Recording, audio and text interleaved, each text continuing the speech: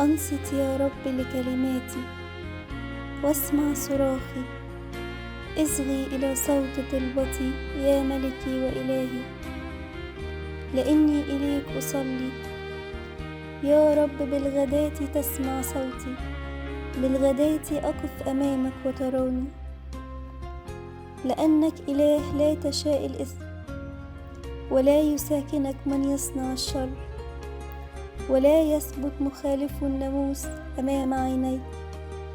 يا رب أبغضت جميع فاعلي الإثم، وتهلك كل الناطقين بالكذب.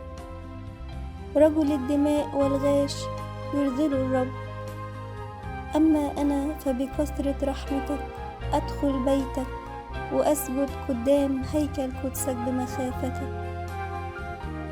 اهدني يا رب ببرك، من أجل أعدائي سهل أمامي طريقك، لأن ليس في أفواههم صدق. باطل هو قلبهم، حنجرتهم قبر مفتوح، وبألسنتهم قد غشوا. فدنهم يا الله، وليسكتوا من جميع مؤامراتهم، وككثرة نفاقهم استأصلهم، لأنهم قد أغضبوك يا رب. وليفرح جميع المتكلين عليك، إلى الأبد يسرون وتحل فيهم. ويفتخر بك كل الذين يحبون اسمك، لأنك أنت باركت الصديق يا رب، كما بترسل مسرة كللتنا. هللويا.